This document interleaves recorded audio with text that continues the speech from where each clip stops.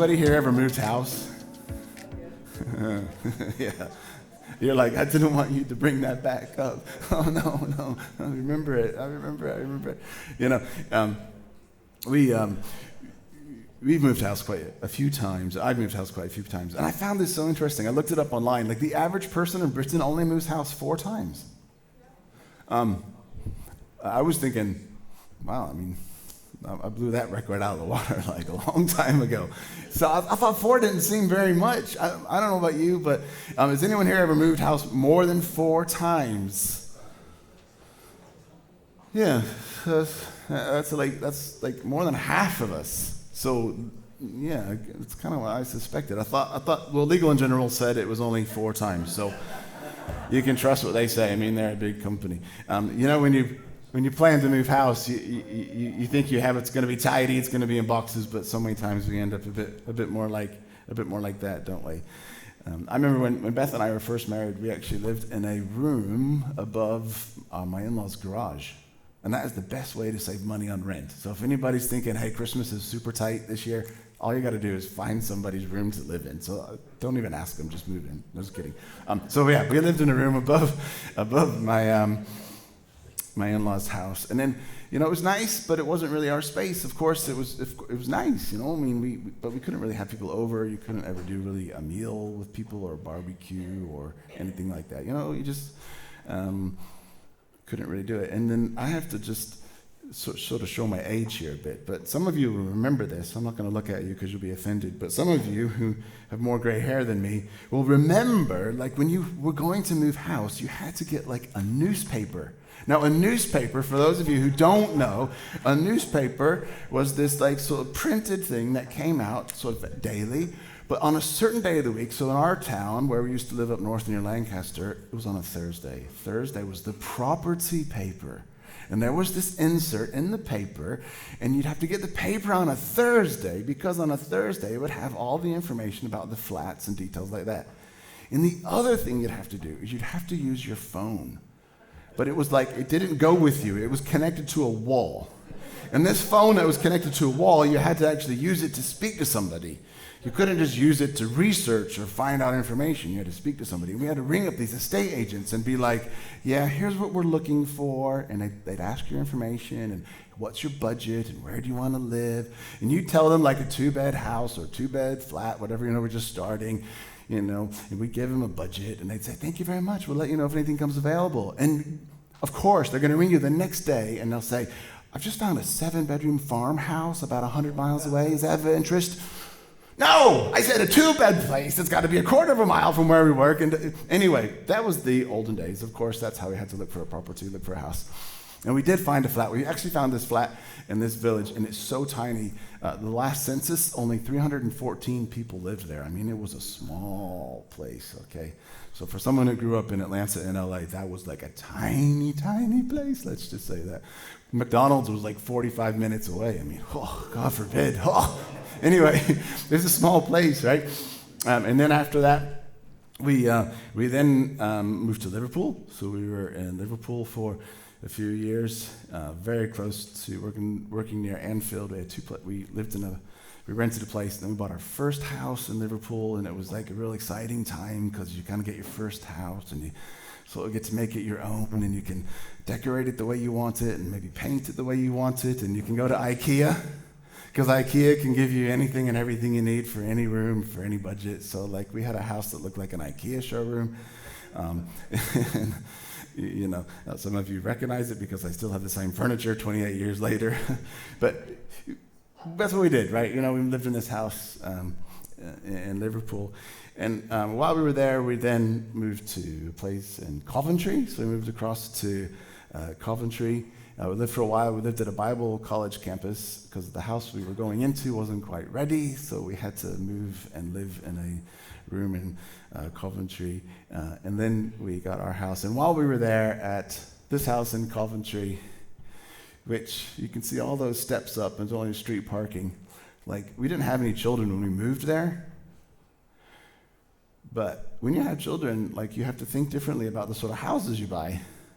Because when you come back from going to the grocery store or coming back from being somewhere, and you have to get the pushchair and the car seat and the groceries out of the car, and there's nowhere to park because it's all street parking, and not only is it all street parking, you also have to go up steps, and you have to wonder when it's raining, what do I take in first? Do I take in my child or do I take in the groceries? Okay, maybe you never had that. Maybe you never had that quandary. Maybe you just always knew to take the groceries in first. But okay, I wondered what I was taking first, my child or my groceries. So you have to rush up the stairs, run down the street, run up the stairs, put your child on the thing, open the door, put the kid in the door, close the door, lock the door, run back downstairs, run down the street, get a bag of groceries, run back up, all sorts of things. So anyway, you know this is true. If you've experienced children or if you've had to get pets, like those things affect the way you live your lives, don't they? They affect the sort of house that you get, the sort of place that you live. And that's where our house expanded. We went from 2 to 4 because Evan and Maya were both born in Coventry, and then we moved to Letchworth, and we're in the house that we live in now, which we absolutely love it. When we first found out about it, the estate agent told us it was one of those houses that has potential. Yeah, that's just code for it. It needs a lot of work. So it did. And when we first got there, it was, here, honey, I just got you a dream home. It needed a lot of work. It took us 2 years to even make it really habitable. And some of you helped. Some of you remember this time because some of you have painted walls and ripped stuff out with us. So some of you remember us living in a building site. And Beth went back up to her parents for a while. And some of you might remember this. She was living up north while I was down here trying to work for the bank and lead a church and restore a house. All great things you should do in your spare time, okay? Let's just say, if you want something to do, pick any one of those 3. Now, loads of time, loads of busy, really hard, lots of hard work. It took us 2.5 years. And by the time Beth actually moved down, we had a kitchen, we had a front room, and we had 2 bedrooms. That was it. The rest of the house was actually still a working building site. We had rooms that were closed off because they were so full of power tools and whatnot, floorboards that were exposed, children could fall through. So it was a full-on building site. We had to rip out loads of the house. And we redid the plumbing, the electrics. There's another shot of there's a chimney breast and some floors being supported and some steel going in. There you go. And we had to knock walls down and redecorate it everywhere. And there were plenty of moments when it was tough. I can look back on it now and I can be like, oh yeah, that was easy. But oh my gosh, no, it wasn't. It was tough. There was a lot of hard moments. And we were we were doing the house up in tranches as we had the money. So when I worked for the bank and I got the money, then you could do the next bit of work, for example. So it was taking a long time to get the house done.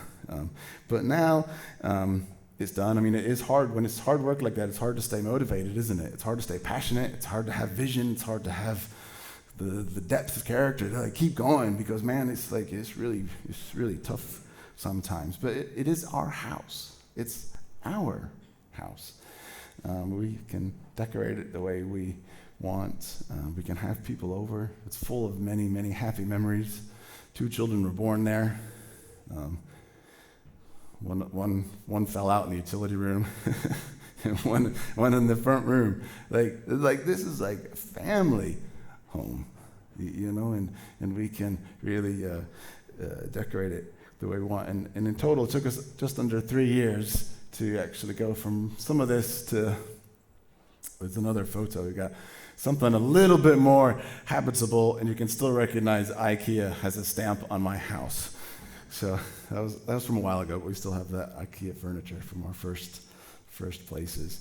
But we love it, But the other thing about having a place of your own, it's also something for the future. It's like an inheritance for the future. When you rent somewhere, you don't have anything you might not have something to pass on, if you have, or something to pass on to others, And you might have heard this before as well, Legal in General, who also said people only move 4 times in a lifetime. Also did a survey to find out what the most stressful thing is in life.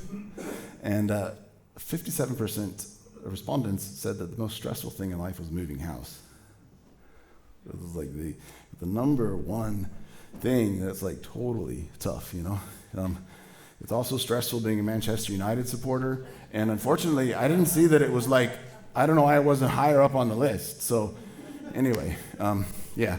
They also said that, second to like moving house is like having a child, 32%. The other most stressful thing, 30% of people said the very most stressful thing was divorce or breakup. Now, it sounds like a perfect storm. If you put those three together, and if you're in that position right now, if we can do anything to help you, let us know. Moving house, having a child, or maybe going through a breakup, those are some pretty big things. So, yeah, if we could help in any way, please let us know. But, at the beginning, all of us have said that we've had to move house. I don't think anyone said they didn't have to move house ever in their life. Most of us have had to move house, haven't we? We've moved locations, and you all know what I'm talking about when I said that it was tough, and whether it was a flat or a masonette or a caravan or a farm or a duplex or a terraced house or whatever it was, we've all moved houses. And whether it was on your own or with the spouse or with wider family or whatever it was, you've all experienced that. We have all experienced. And you know that it takes vision and it takes hard work. It takes a bit of a dream to know what to do and where to go and to make something your own. It takes a bit of creativity, And in spite of all the hard work and in spite of it consistently year after year being the top most stressful thing, people still continue to do it. It's kind of like marriage. Like divorce rates are so high, yet we keep giving it a go. So in spite of it being the most stressful thing that they say you could ever do, we still do it. Because there's still something inside us that niggle that knows or is uncomfortable or wants somewhere of our own, a place to call your own, somewhere that you just have this thing in you. We still do it. And we also do it because we know it could be hard work, but it's worth it at the end. I'm sure you've got plenty of stories where you have faced something in your life which was not easy, but looking back on it, you realize it was actually worth it. Maybe it was while you were at university, you're studying for your exams, and you think, oh, so much, I can't do this, I'm just so worn out, so tired, so stressed. And then all of a sudden you look back and you think, well, that was a few years ago. How am I on the other side of it? Or maybe you've started a new job and you think, there's just so much going on. It's just so hard right now. The children are little. They never sleep. Oh, my gosh. And now we've got another one on the way. What are we thinking? And then you look back on it and you think, wow, my oldest is about to go to university. When did that happen in life? And we go through tough times, and usually the reason you can carry through something that's hard and something that's tough is because you have a vision for the future. The dream for the future carries us on. That's why we keep watching England play, because maybe, like in 1966, it's possible that I could be alive in my lifetime. Anyway, you get the picture. We keep hoping for something. This is Advent, first Sunday of Advent, right? Hope. But we keep going through with it because of that. But I want you to imagine a scenario. I want you to imagine that, like in the olden days when people moved house and there was a newspaper. What if there was a situation where somebody moved house and didn't have a newspaper? They didn't have an estate agent. They didn't have a right move. They didn't have the notifications that you set up on your smartphone. They didn't have this ability to sort of know where they were going. And this happens. There's a story in the Bible about this guy named Abraham. And he moves house with his wife. And can you imagine that conversation? If you're in a relationship with somebody, could you imagine that conversation? Right, honey, we're going to move. Okay,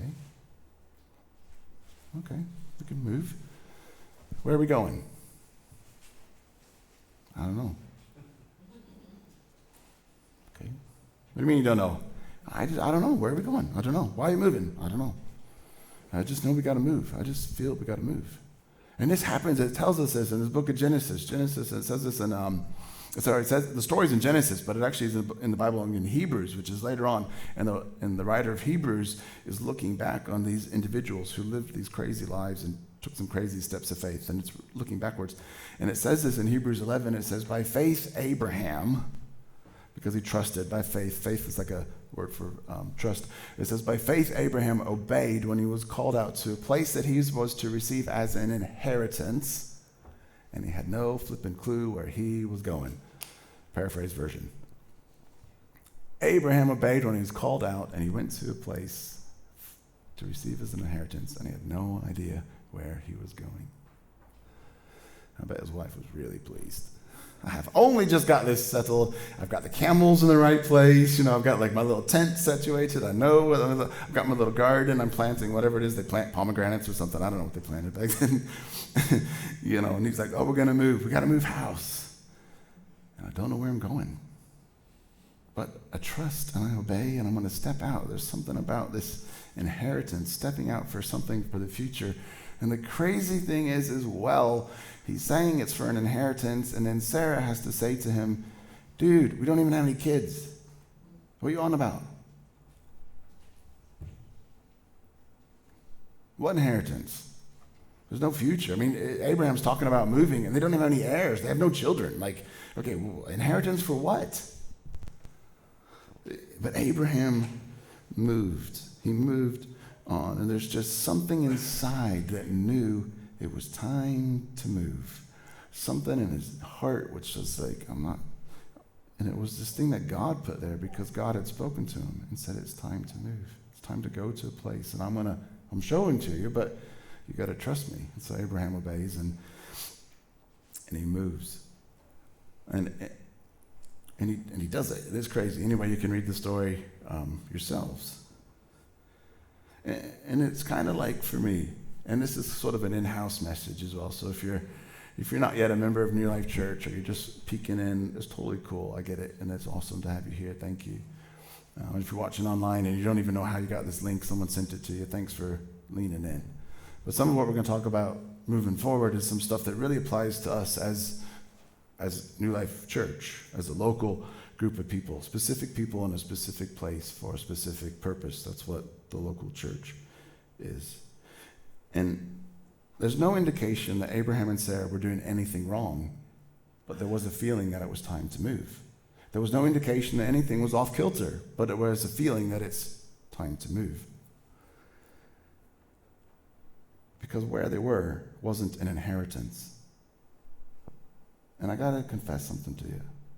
I got the same feeling. I got the same niggle. I got the same upset heart that knows we're not in an inheritance. We're not in an inheritance. And I know that there's a place for us as a local church. I have no clue where it is. I know there's a place, but I have no idea where it is. I got no clue. No clue. There's a place that can be an inheritance, but it's not yet, right? Something for the future generations. That's what inheritance is. It's for the future. Something for the future. Bigger than the now, for the future. In this verse in Proverbs, it says this. It says that a good man, or a good woman, but a good man leaves an inheritance for his children's children. A good man leaves an inheritance for his children's children. Like, man, I'm not even thinking about my kids having kids. Are you? I mean, maybe your kids are older than mine. I ain't thinking about my kids having kids. Come on. Maybe you don't even have any children yet.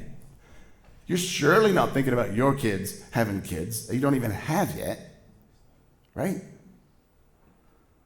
But there's something about this future reach, future look. You know, maybe you're thinking, I'm probably never going to have any of my own kids. I'm not ready, parenting. I'm not in that place. In the family of God, in the body of Christ, you are never someone who doesn't have an inheritance, because you're grafted in, you're joined into the family. And there are children that you can have in the kingdom of God. People that you can sow into. You want to know what You want to know what it looks like to make a difference in someone's life? Go look at the people who are serving your children now. That's what a difference looks like. Those men and women that are out there every Sunday serving our future generations. You see, you don't have to be a parent or have given birth to somebody to invest in the future, for example. But we know that there's an inheritance. We provide an inheritance for our children's children. And there's something about learning to live your life in such a way that you're not just focused on the present, but we look to the future. There's something that's really healthy about learning to live your life that way. And you might not be a follower of Jesus. You might not really be into the whole church thing. You might still be exploring it. Maybe you got dragged along, kicking and screaming, and you want to be here politely. I get that, okay? There's a lot of us in the room that understand that road that you're on. But there's something really healthy, even if you're not a follower of Jesus, of learning to not live just for the moment and just for the present, but learning to reach into the future. That's a really healthy thing to learn to do. You don't even have to be a Christian, and that's some really good advice for all of us. We need to look into the future. And did you know in Letchworth, some of you will know this, some of you won't, New Life Church has been around for 33 years here in Letchworth. Some of you remember starting it. Thank you very much for your legacy. 33 years we've been here in Letchworth. And we've met in homes, we've met in schools, we've met in community centers, office buildings, we've met in other churches. We've met in lots of different locations in 33 years. And we've always moved, we've always made do. We've always taken care of someone else's property. Hopefully we've done it well. Hopefully it's better than what it was when we started. We spent a month redoing electrics in this building. Some of you were here a couple years ago as we had to try to get this building a bit more up to scratch, didn't we? We weren't asked to do that. We just felt like it was important to invest in it, and we did it for others. Other people benefit from it. We will always leave somewhere better than the place we started. Howard Hall was a derelict building when the team got involved with Howard Hall. So we always leave somewhere better, but there's something about an inheritance because those places aren't ours. We're just making do, which isn't necessarily a bad thing all the time, but sometimes there's a niggle in your heart that just says, we need to remind ourselves about the future. We need to remind ourselves that there's somewhere as an inheritance for our children's children. And to not make do to the point where we just settle. Because we're never called to just settle. We're called to reach into the future. We're reaching into the future. And I've got no idea where we're going, but I want an inheritance for the future. Maybe you do as well. Maybe we're talking about some things and you're like, yes, this is exactly, maybe your heart's beating a bit faster because you're like, yes, this is exactly what I know. This is right. I know what we need to do. You know, with legal in general as well. It's my third time we've quoted legal in general today. My goodness. Trending topic, legal in general. Anyway, so they also said, the number one reason that people move house for is because they need more space. They need a bigger space for either growing family or changing lifestyle. Maybe you experienced that. We experienced that. We had a little one-bedroom flat in a tiny little village in Churchtown, just outside Garstang in Lancaster. And we couldn't have had many children there, especially not the 4 that we ended up producing. You couldn't have done it. Very, very tiny little flat. And most people move because of a change in their lifestyle. They need more space because of a growing family or changing lifestyle. And I know that I'm not the only person that feels these tensions because a number of you have spoken to us about it as well. You know about the heart to have a place to call our own. And so many of you are on lookout already, so much so that in the summer, just a couple months ago, so much so, we're on holiday, and one morning my phone lit up, Beth's phone lit up. A number of you sent some messages about a building that had come available in Letchworth. I think there was 6 of you. Thanks for interrupting my holiday. No, anyway, it was cool. We even had 2 churches contact us, so it wasn't just you. How about that? So we're pleased to work really well with lots of the local churches, and we want to see that continue. And actually 2 people from other local churches contacted us, 2 of the ministers, to say, hey, do you know about this space? So we got contacted while we were there in Italy. And I didn't have to wait for a newspaper. I didn't have to go to the estate agent. I could actually go online. It was incredible. I could open this laptop. We had this laptop with us. I could open it up. And hey, yeah. And I was also sent us the link on WhatsApp. I could open these links and look at the property straight away on my phone. It was full on modern. And then guess what else I could do? I actually contacted the estate agent while we were in Italy. How about that? What a modern world we live in. It's so incredible. So anyway, just to say, a lot of you guys had been in touch and niggled with us, and I already had known about the property, having worked with the previous 2 ministers that were there. So we already knew about the situation. We knew about the scenario.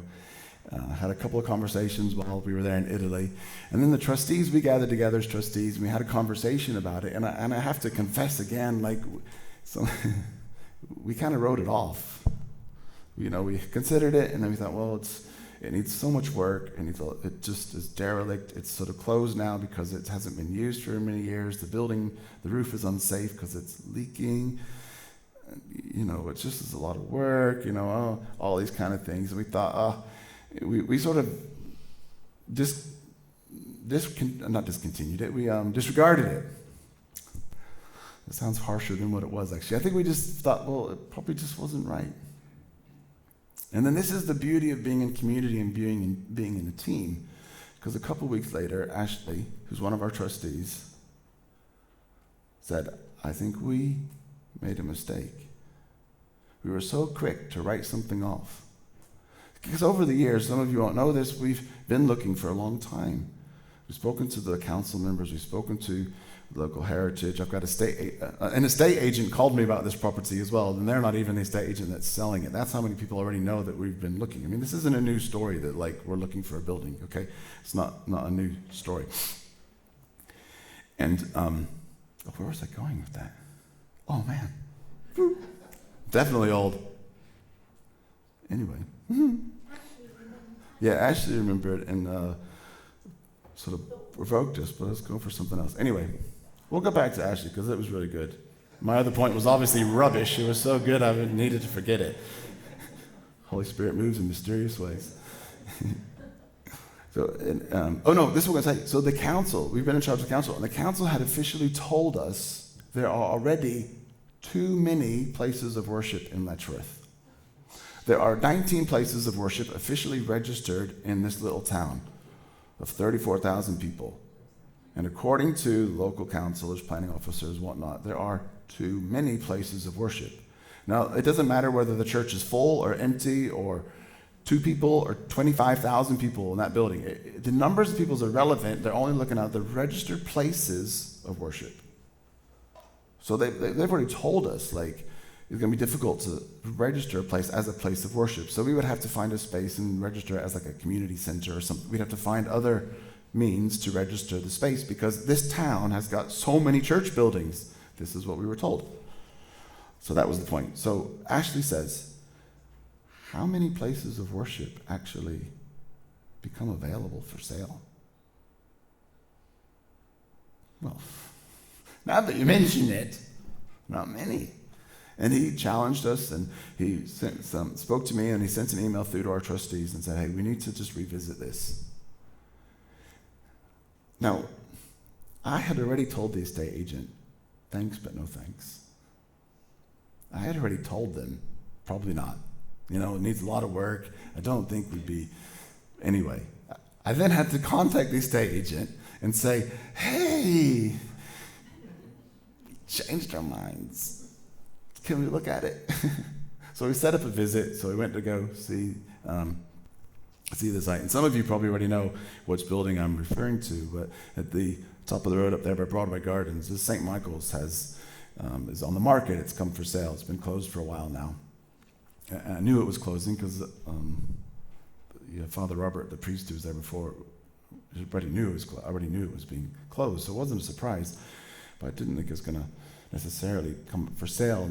And anyway, the Diocese of St. Albans have put it on the market for sale, and we've gone to see it just to have a look. We thought, well, what we need to do is we need to have a look. How do you knock on a door unless you actually knock on the door, right? You got to do something. And we went to go see it, and then we tried to get some advice, and we went to see it again. This was only a few weeks ago. It's currently closed for safety reasons, and then they contacted us, and so 10 days ago they contacted us, and they said they want all interested parties. Originally they said this was going to happen after Christmas, but this happened like just over a week and a half ago. They said they want all interested parties to send in a proposal of how you would use the site, and the diocese reserves the right to sell it to whoever they want to, essentially. They don't want it to be developed into flats, but they reserve the right, which just means like they can accept whatever price they want because it's their right. So this is the way it's being done. So they wanted a proposal. This is not a bid. This is not an offer. This is just saying, so if we were to consider you, what would you do with this site? So that's what the proposal is. It just says, hey, this is our dream. This is what we'd like to do. This is what we think. So we prepared a proposal. And if anyone would like to see that proposal, we have them here at the back, and at the end you can speak to Sam. Sam's one of our trustees. If you don't know who Sam was, he was up here playing the guitar and singing, and he's got copies of the proposal if you wanted to see it. And it's just at the back there. We have a few of them for you. And we just said, here's a proposal. Here's how we could dream about. Here's how we could envision. Here's how we could see using the space. And we don't know where we're going, but hey, we'll just step out and say, this is what we're already doing. This is what we'd like to do more of. It's quite tricky. This is tricky because we rent 2 buildings. We've set up 2 spaces every single weekend. You know this. Some of you are here. You've been here since just before 8 o'clock this morning. Every week. We have an incredible, incredible team of people that make everything happen. Incredible team of people. And they'll stay here for an hour and a half after everyone else has gone home, even though they've been here since 8 o'clock in the morning.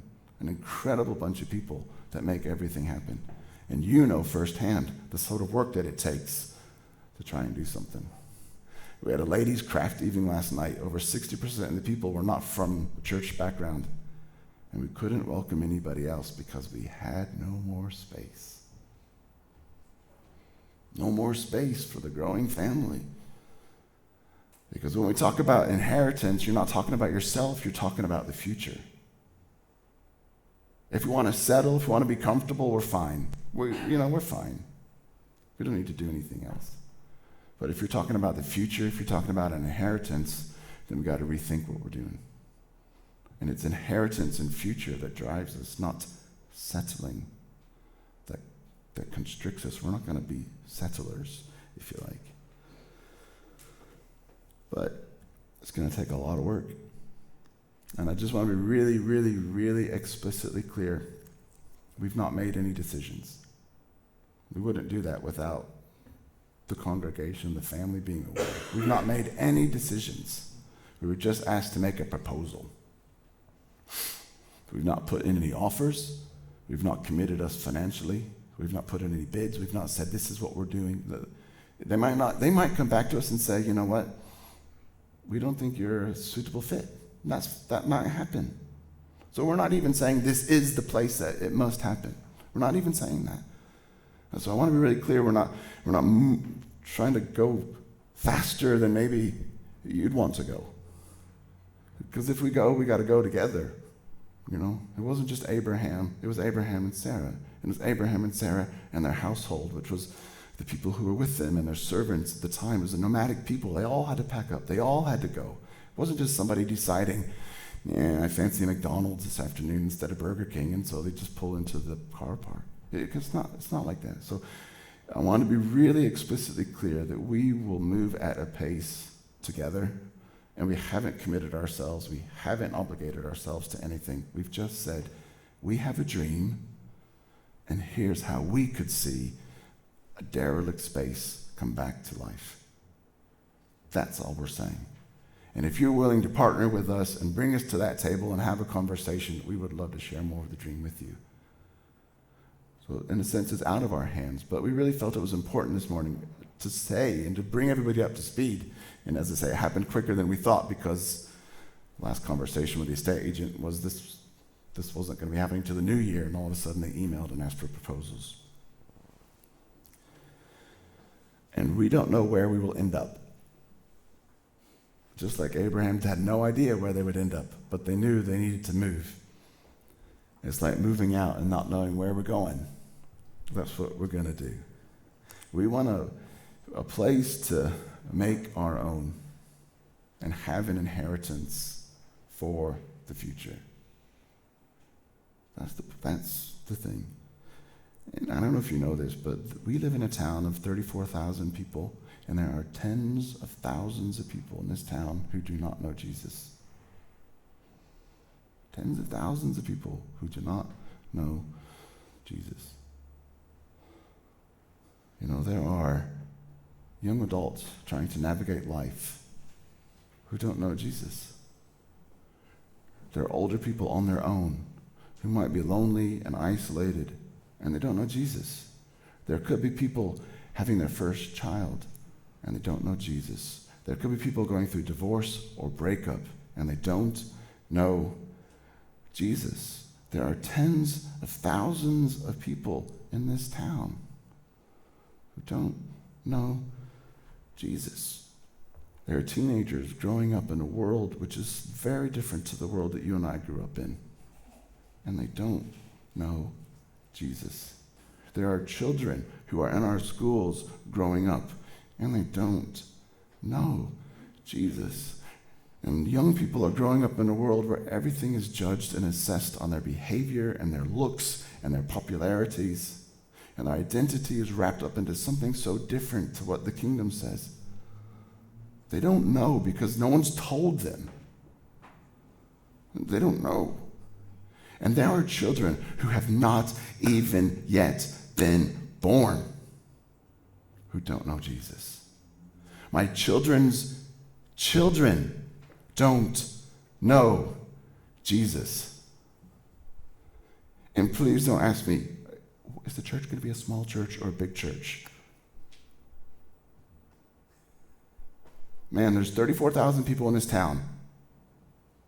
As long as there are people that need to know that Jesus loves them, that Jesus died for them, that Jesus gave their life for them, then we'll do whatever we can. It has no relevance on the size of the community is irrelevant. It's the size of the mission.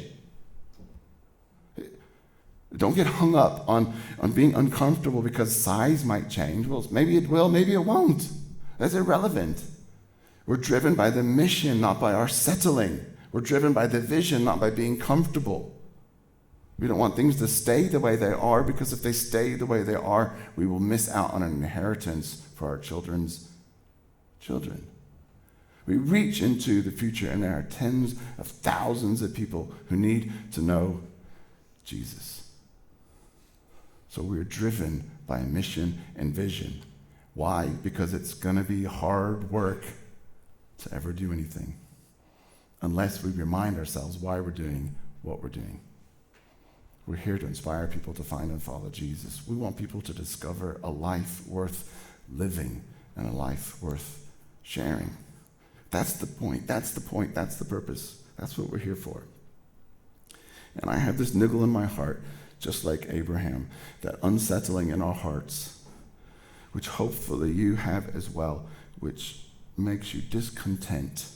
Grateful for what we have, but discontent because you want a place of your own. A place of our own. And this is Advent Sunday, the day of hope, reminding us hope for the future, hope for the future.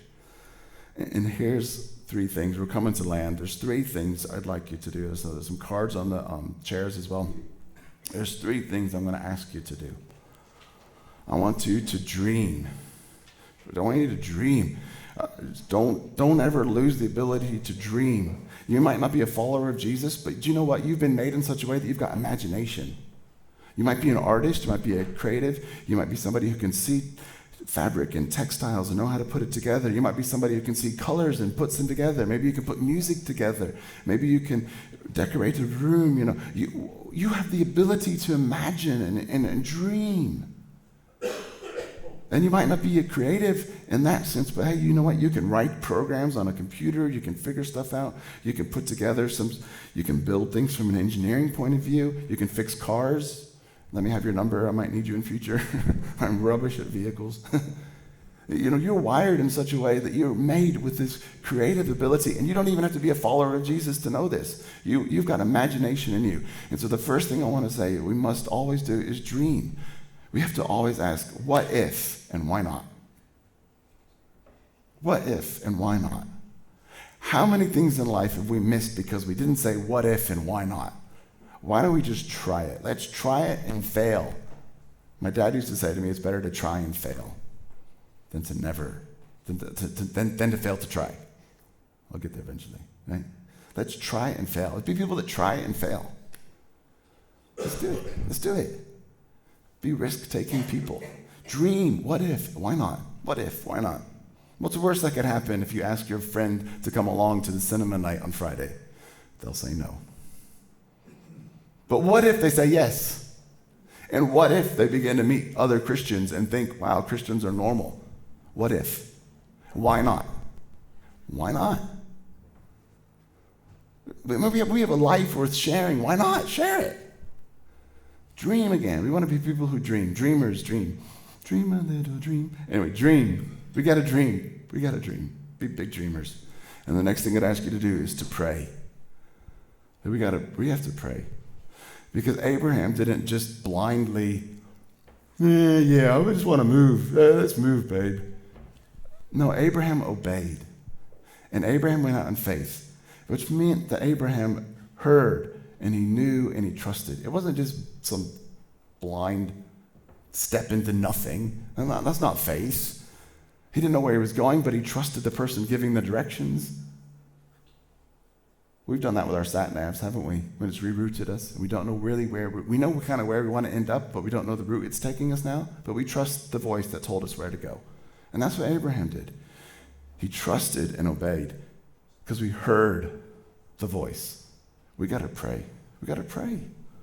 We just pray. Ask, listen, and obey. Show us, Father. Where is it? And be sensitive enough to make changes as a body when somebody says to you, I think we wrote this off a bit too quickly. I think we made a mistake. We have to be sensitive enough to listen, don't we? Ask, listen, obey. And then the final thing that we can do is invest. Invest for the future. Invest time, funds, resources. Whether it's St. Michael's or not, it's not even relevant. Invest for the future. Invest for the future. Serve with our children. Serve with our youth. Come along at 8 o'clock and help set up. Serve. Invest for the future. You say invest for the future. Invest for something more. Invest for something more. And on this card you can take home, you can put it on your fridge. You can also, if you want to financially support us, there's a little QR code you can scan on there. You can give. We have a building fund. We haven't really ever talked about it much. It comes up at our AGMs once a year. We have a building fund. If you'd like to start chipping into that, go for it. If you want to cut back on one Costa coffee a week and throw in a $5 a week into a building fund, thank you. Let's build for the future. You might not even be a follower of Jesus, but something in you says, you know what? I believe in a group that wants to make a difference in our world. I believe in investing into somebody that wants to build someplace better for their communities and better for their world. And you don't even have to be a follower of Jesus to think, I get this. I'd like to support that. And if you can support, amazing, great, thank you. Please don't feel under any pressure because you have to do what you feel is right for you. Long update. Some of it's in-house. Hopefully it's been inspiring. As I say, some of this has been in-house. But I want you to know you can ask any questions you like. Not now because some of us got to go and our butts are getting numb and we want to eat lunch. But please feel free to ask us any questions. We've got a couple of trustees here in the room this morning. So it's myself, Ashley is here, Sam is here, Sarah's here, but she's serving with our children and youth. And John's got COVID, and Richard is over serving with children and youth. So we got three of us. There's three of the trustees in the room this morning. And if you want to have any questions, you can ask us any questions. We'd love to just chat to you and explain what we're going for. And if St. Michael's, if that door closes, we still will not settle. We still know that we would love to have a place to call our own. So all our eggs aren't in the St. Michael's basket. If it comes off, great. If it doesn't, that's fine. But we're not going to settle anymore. I'm not going to be settled.